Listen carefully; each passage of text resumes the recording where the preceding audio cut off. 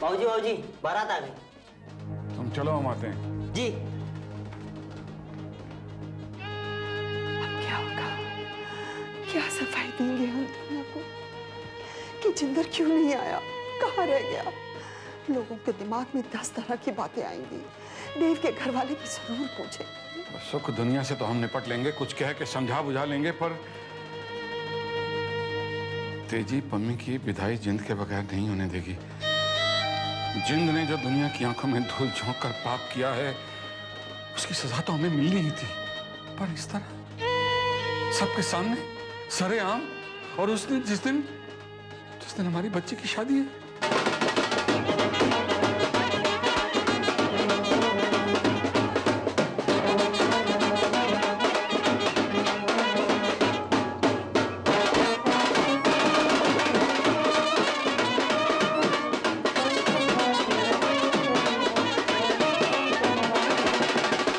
क्या तेजी बारात लौटा देगी? उसने तो साफ लफ्जों में कहा था कि बाप के बिना इस शादी में बेटी का कन्यादान नहीं होगा। ये तो बहुत बुरा होगा जी, अगर बारात खाली डोली लिए लौट गई तो। आप जाकर तेजी को समझाइए, उससे बात कीजिए, आपकी बात कभी नहीं टालेगी। मैं बात करूं? मैं क्या बात करूं उससे? मैं तो खुद उससे आंखें चुराता फिर रहा हूं। छल किया है हमने उससे। बहुत बुरा हुआ है तेजी के साथ। बुरा हुआ नहीं है, हमने जिंद ने मिलकर तेजी के साथ बुरा किया है। अरे सबकी वजह से पम्मी के साथ तो बुरा नहीं होना चाहिए।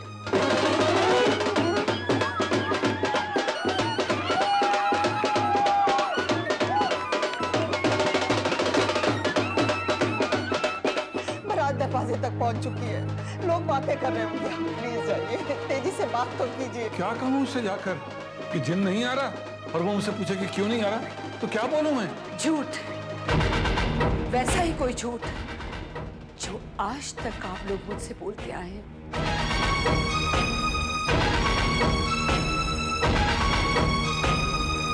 कन्या को बुलाई यजमान, जयमाला के लिए। बस 2 मिनट पंडित जी। सॉरी मलिक साहब। देवपुत्र जरा। अंकल बिल्कुल बेफिक्र रहिए, हमें कोई जल्दी नहीं है, take on time. Thank you पुत्र। मलिक साहब बैठिए ना प्लीज।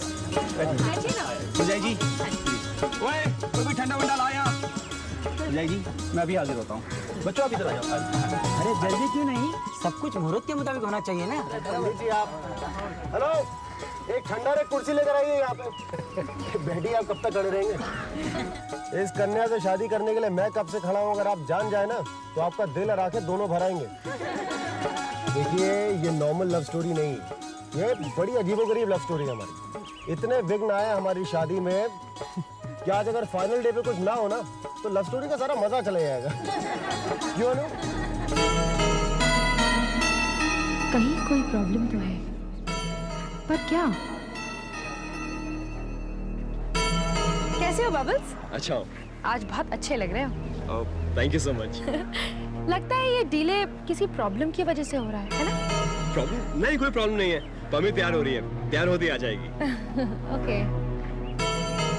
आई बेट कोई प्रॉब्लम है, और खासी बड़ी प्रॉब्लम है। ये मधु कौन है बीजी? आप बताइए बाबूजी, मधु कौन है? आप लोगों की खामोशी ने मेरे सवाल का जवाब दे दिया।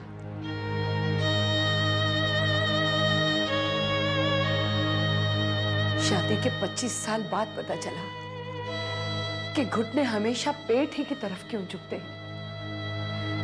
मुझसे मधु वाली हकीकत छुपाकर आप लोगों ने साबित कर दिया कि आप अपने बेटे के हैं, बहू के नहीं। तेजी, हम तेरे लिए बिल्कुल वैसे ही हैं जैसे तू हमें मानती है।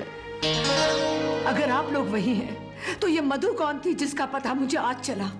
लेकिन आप लोग तो उसे पहले से जानते थे। ये हमारी जिंदगी में कैसे शामिल हो गए बाबूजी?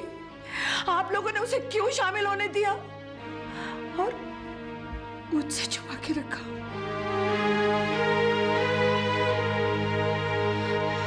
एक सुर में आप दोनों ने मुझसे झूठ बोला कि जिंदर जी लंदन किसी कोर्ट केस के लिए गए हैं, जबकि वो अपनी दूसरी पत्नी की तरफ अपना पति धर्म निभाने गए हैं। बाबूजी, मैं पूछती हूँ। अरे वहाँ सब पूछ रहे हैं, आप लोग यहाँ खड़े हैं। चलिए चलिए जल्दी चलिए, बारात आ गई है। और सब जयमाला के लिए रुके हैं। जब तक तुम्हारे पापा नहीं आएंगे ये शादी नहीं होगी। पर मम्मी पापा तो आ रहे हैं ना। टिंगी तुम लोग 10-15 मिनट और संभाल लो, हम लोग आते हैं। पर बीजी। देखिए पुत्र, तू चल, हम आते हैं अभी। अच्छा ठीक है, पर जल्दी आना। हाँ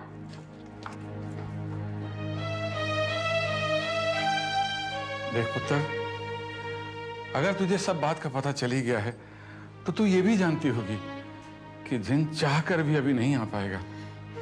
तो हम चाहते हुए भी अपनी बेटी की शादी अभी नहीं कर पाएंगे। पहले तो जिंदर जी को यहाँ आना होगा, मेरे उन सवालों का जवाब देना होगा जो आप नहीं दे पाए। उन जवाबों के बाद ही बाकी की दुनियादारी निभाई जाएगी। ठीक है पुत्र, अगर तेरा यही फैसला है तो मंजूर है हमें।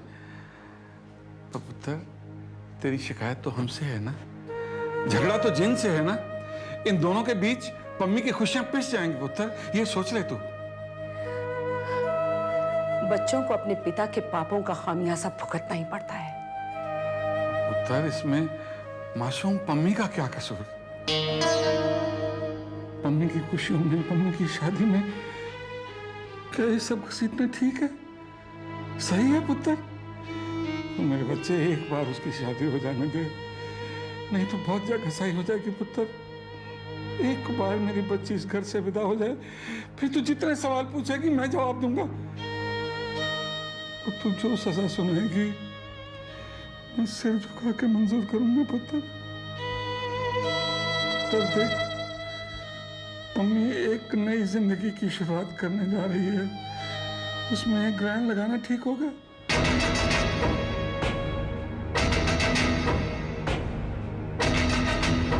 एक बाप ने अपना फर्ज पूरा नहीं किया पुत्र, पर क्या एक माँ, तेरे जैसी माँ, अपनी बेटी पर जुल्म कर पाएगी?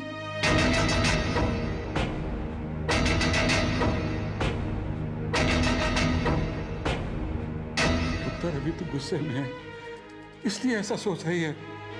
सब कल तो ठंडे दिमाग से सोचेगी तो अपने आप को माफ नहीं कर पाएगी।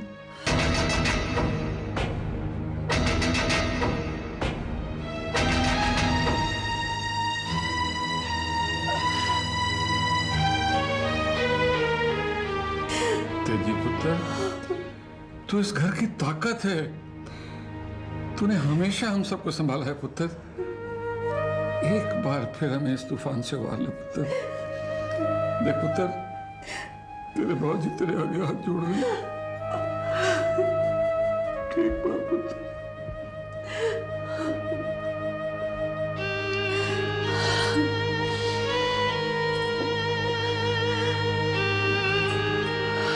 तेजी पुत्र, मैं जानता हूं तेरे लिए आंसू छुपाना मुश्किल होगा, पर अपनी बच्ची की खातिर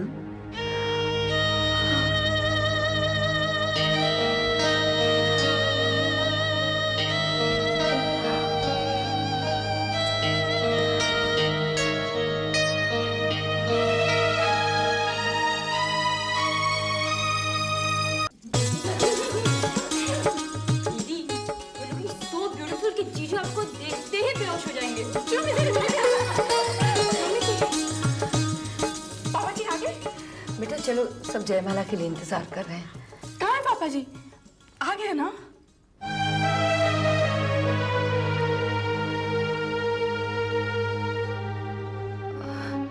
बेटा तुम लोग जरा बाहर जाना, मैं पम्मी को लेके आती हूँ। पापा नहीं होंगे तो मैं ये शादी नहीं करूंगी मम्मी जी, उन्हें आ जाने दो। अपने पापा को अपने जरूरी काम करने दे, बाकी दुनिया उनके जरूरी कामों की वजह से रुक नहीं सकती। ऐसा क्या जरूरी काम है पापा जी को? क्यों नहीं आ सकते वो? This is not fair mummy ji. देखिए, अगर आप मुझे नहीं बताएंगे तो मैं जाके पापा को फोन। मम्मी, फिलहाल तुझे अपनी माँ की बात सुननी है। तेरे पापा जिस केस के लिए गए थे, शायद उस केस में फंस गए हैं। सोचा तो मैंने भी यही था कि तेरे पापा के बिना ये शादी नहीं होने दूंगी, पर बीजी बाबूजी का मान, देव की फैमिली का सम्मान, ये भी तो मायने रखता है। एक तेरे पापा के लिए इतने लोगों की खुशियों को नजरअंदाज करना अब मुझे गलत लगता है। आज मुझे कई गलतियों का एहसास हुआ है। आपका मतलब है कि ये शादी पापा के बिना हो? खुश तो मैं भी नहीं हूं, पर अपने आप को एक मां की जगह रख के देख बेटा, तो तुझे मेरा फैसला बिल्कुल सही लगेगा। चल मम्मी, तुझे मेरी कसम बेटा।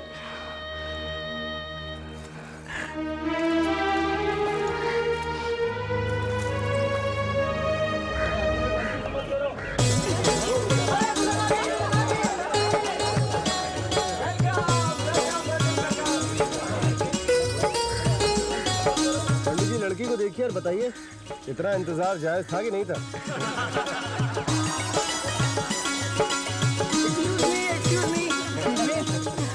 दूल्हे राजा, ये आप लाओ लाओ लाओ लाओ लाओ लाओ। और कितना रुकूं मैं? हाँ जी, अब पहले मैं ना।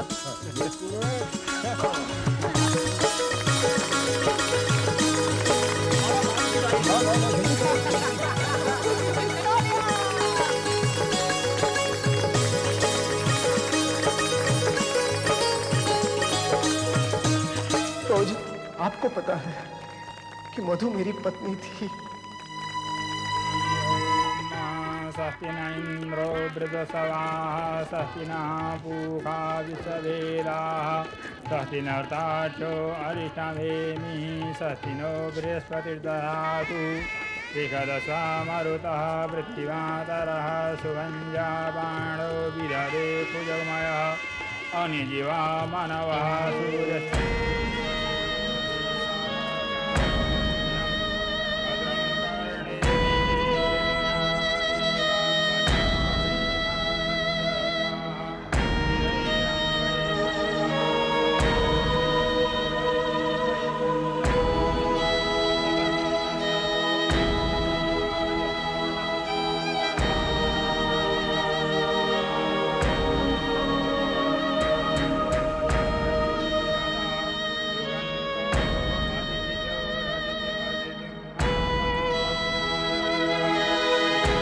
तो जी, आपको पता है कि मधु मेरी पत्नी थी।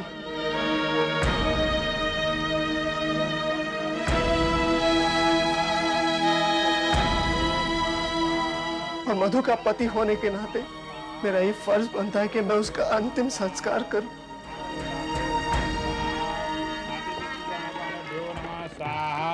सर्वेभ्यो देवेभ्यो नमः स्वाहा सर्वेभ्यो ब्राह्मणेभ्यो नमः स्वाहा।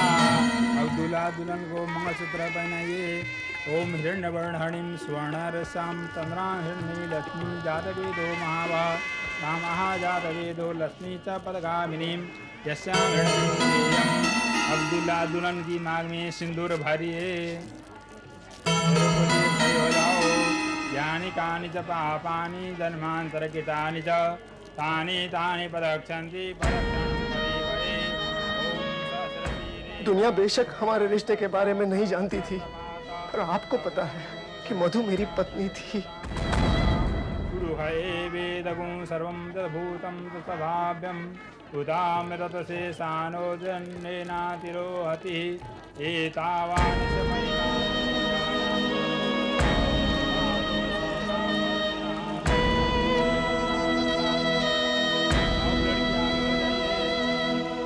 भद्रं कर्णेभिः शृणुयाम देवा भद्रं पश्येमा सविजत्राः स्थिरैरङ्गैस्तुष्टुवागुंसस्तनो गृहसेमहि देवैतं दधायुः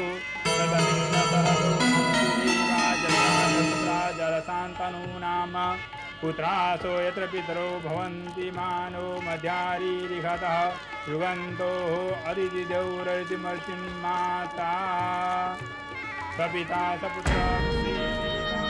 तो जी, आपको पता है कि मधु मेरी पत्नी थी।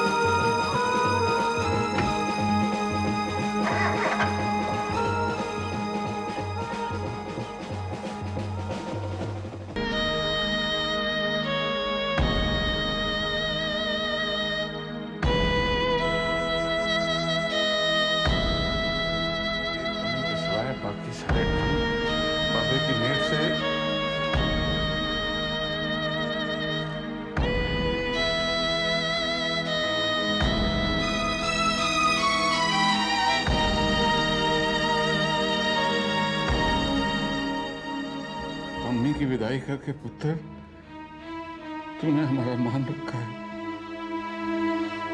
अब तेरा मान हमारे सिर आंखों पर पुत्र।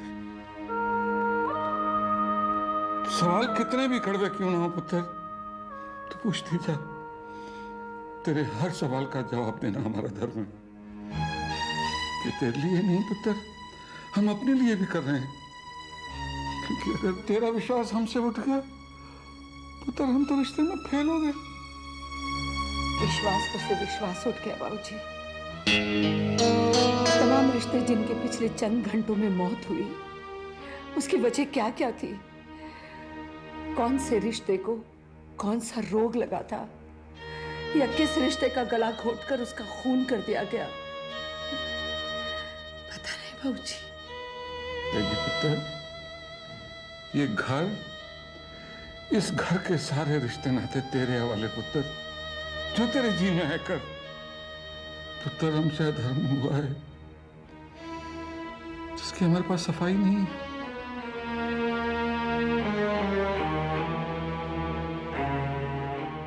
वो औरत उनकी जिंदगी में कब से थी?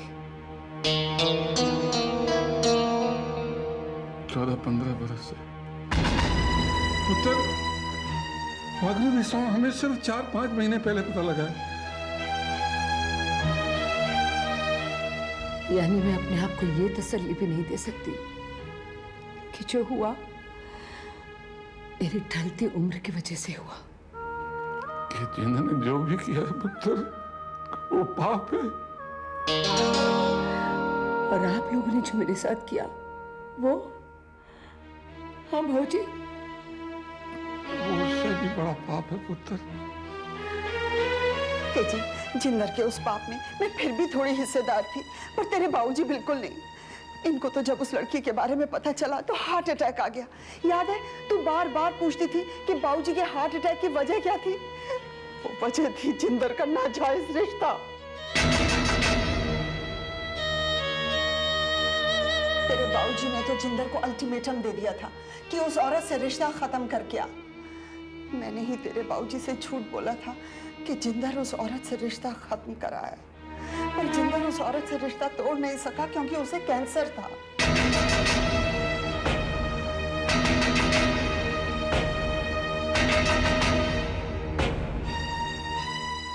उन्होंने उस औरत से क्या लीगल मैरिज की थी? नहीं। एक बात और पुत्र, वो शादी से जिनकी एक 10-11 साल की बच्ची भी है।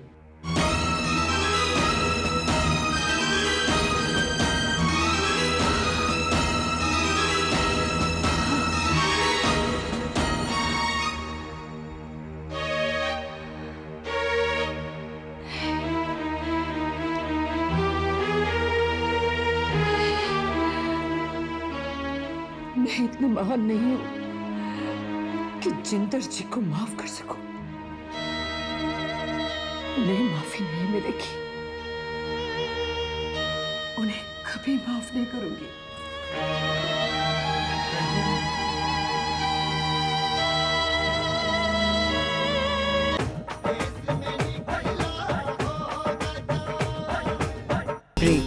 स्टार प्लस के बेहतरीन शोज देखने के लिए लाइक, शेयर और सब्सक्राइब करें स्टार प्लस यूट्यूब पेज को।